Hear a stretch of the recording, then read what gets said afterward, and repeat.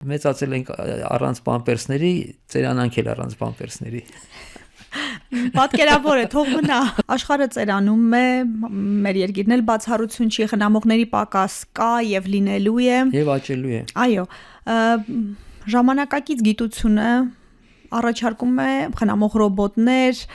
զբաղեցնող ռոբոտներ, ինչ եք կարծում, դա կարող է լուծում լինել։ Ես հիմա կասեմ, սենց ասեմ, սայփական կարծիք, սա իմ նա ես որպես գուցե պաշտոնապես իրավունք չունեի դա ասել, բայց ես այդ արհեստական բանականությանը սենց ասեմ շատ մեծ տեղ չեմ, չնայած ես հիմա զբաղվում եմ արհեստական բանականության ներդրումը բժշկության մեջ, որտեղ ես հասկանում եմ, որ երևի առանց դրա պետք չի լինի, բայց ես չեմ ուզենա, որ իմ բաժակ տվողը լինի ոչ թե իմ որդին, այլ ինչ-որ մի հատ ռոբոտ։ Բայց պարոն պրոֆեսոր, երեխաներին ունենալ, պահել, հետո մի բաժակ ջուր տալու համար ասում են, որ այս մոտեցումն էլ հնացած է, ինչ է կարծում։ Ոչինչ պարտավոր չեն երեխաները, օրենքով պարտավոր են։ Նույնիսկ ալիմենտ են պարտավոր վճարել ծնողին։ Բայց բարոյական տեսակետից մենք ամբողջ խնդիրը նրանում է, որ տեխնիկան ավելի արագ է զարգանում, քան մեր ուղեղը, մեր բարոյականությունն է փոխվում, ու մեզ թվում է, թե մենք փոխվում ենք, բայց մարդիկ մնում են մարդ։ Բոլորը նույն ցավերով, նույն ձևի ցավում մեր գլուխը, ատամը, ոնց որ 10,000 տարի առաջ, ոնց որ 100 տարի առաջ, հիմա նույն ցավերն է մարդը քաշում։ Եվ ասել, որ գիտեք ինչ, հիմա ռոբոտը քեզ կօգնի կամ կողքինդ քեզ պետք է չօգնի կամ ամեն ինչ պետք է։ Մենք շատ բան ենք փոխում շատ արագ, բայց ոչ մեր ներսում։ Հետաքրքիր բան եք ասում, ռոբոտների դերը, որ արդեն կիրառել են նաև հայ ծրագրավորողները Ռոբին ռոբոտին, Նորքի տուն ինտերնատում նաև մեր կազմակերպության հետ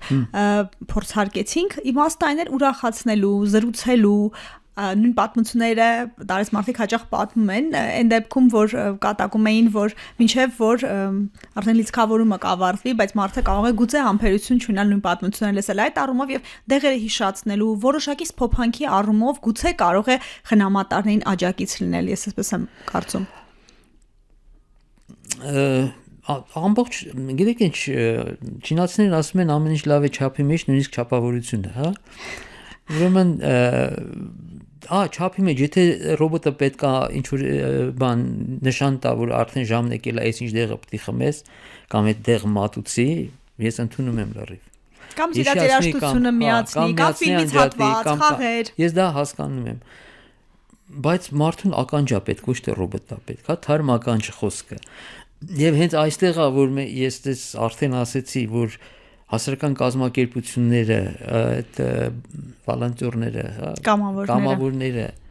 երիտասարդ կամավորները, դրանց պետք է ներգրավել, ընդգրկել։ Ես չեմ կարծում, որ երբևիցե բանականությունը, ռոբոտները, համակարգիչները կգան փոխարինելու հումանիզմին, մարդասիրությանը, որոշ կհեշտացնենք, ոնց որ բոլոր գործիքները հեշտացնում են մարդու առօրյան մնացած բանը, լիարժեք չեն փոխարինի, կդառնան աջակից, ես հասկանում եմ։ Բան կա, այսպեսի ասացած, ասում բանը համակարգիչը երբեք չի փոխարինվի մարդուն, որտեղ դու միշտ անգլերեն պետք է ասեմ, ասում համակարգիչին կասես shut up, մարդուն կասես shut up, բանին կասես shut down, տարբերությունը միշտ կմնա, էլի։ Հետաքրքիր է առողջության համապարփակ ապահովագրության սպասվող բարեփոխումը։ Արդյոք նաև կյանքի վերջի ամոքիչ խնամքի այս պարագայում օգնություն կլինի ընտանիքներին։ Եկեք սպասենք տեսնենք, հա։ Որովհետև ես լավատես չեմ, որովհետև այդ փոփոխությունները ծրագրավորվել են, ես իմ առաջի կարծիքը տվել եմ երևի 2007 թվականից սկսած անընդհատ ինչ-որ թղթեր են ուղարկել, մենք էլ արձագանքել ենք, ամբիոնը գրել է բայց տեղից դեռ չի շարժվել։ Ես կարծում եմ շատ մոտ ենք, պարոն պրոֆեսոր։ Մենք շատ մոտ ենք 2 տարի առաջ նաև 26 թվականին 25-ին պիտի սկսենք, 26-ին պիտի սկսենք, հիմա 27-ին պիտի սկսենք, հետո 27-ը գա տեսնենք սկսում ենք թե չէ։ Ես ճիշտն ասած, հետո ձեզ ասեմ, այն ինչ որ ասվում է, հետո չի կարողանում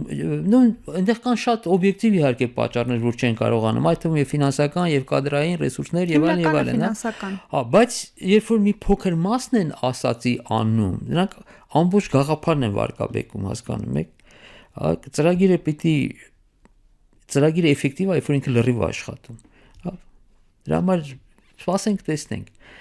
ծրագրավորված է որ պիտի օգնի միանշանակ բայց ռեալը չգիտեմ չեմ կարող ասել փորձառությունից զգուշավոր եք կա բան որ չհարցրեցի այս թեմայով պիտի ավելացնեք շնորհակալ եմ որ հրավիրեցիք շնորհակալ եմ որ թույլ տվեցիք կիսվել շատ բաներ ցավոտ եմ ես ինքս ընդունում նաև եւ անձնական փորձից եւ արդեն ես էլ 60 պլյուս եմ մի բան էլ ավել եմ ես հասկանում եմ խնդիրները ոչ միայն տեսականորեն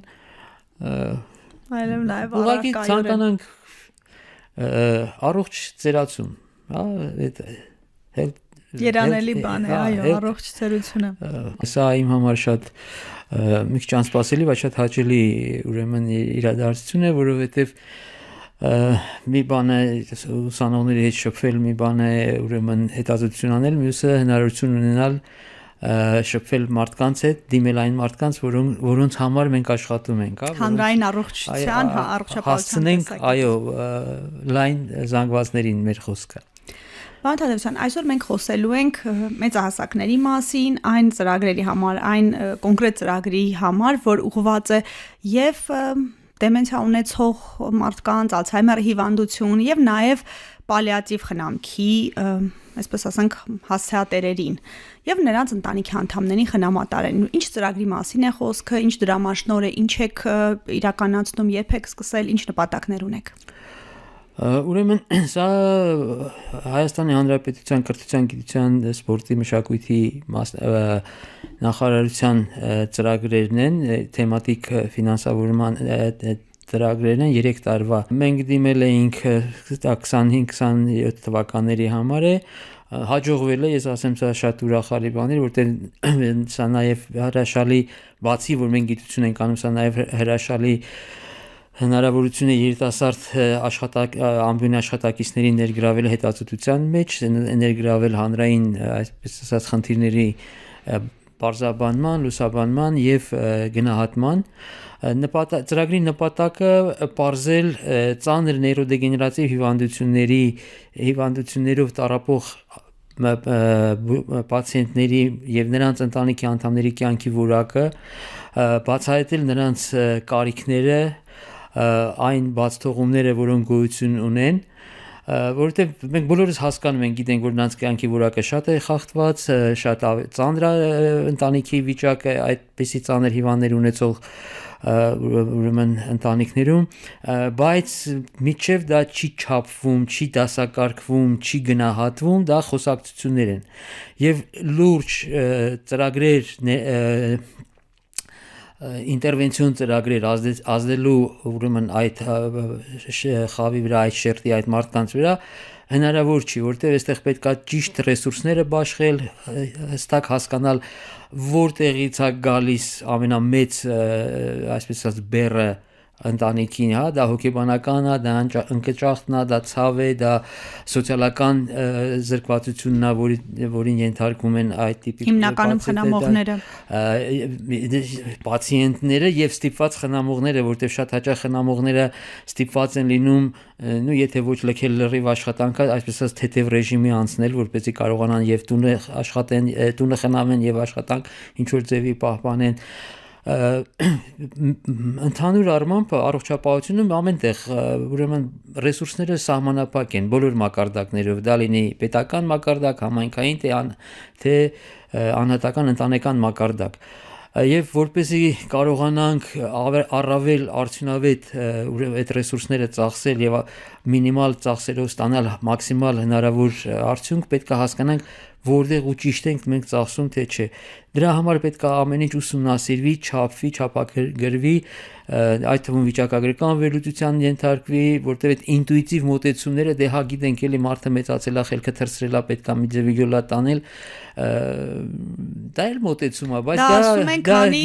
ընտանիքի դրանը չի չոքել խնդիրը, դա հեշտ է ասել, բայց երբ որ այո, իսկ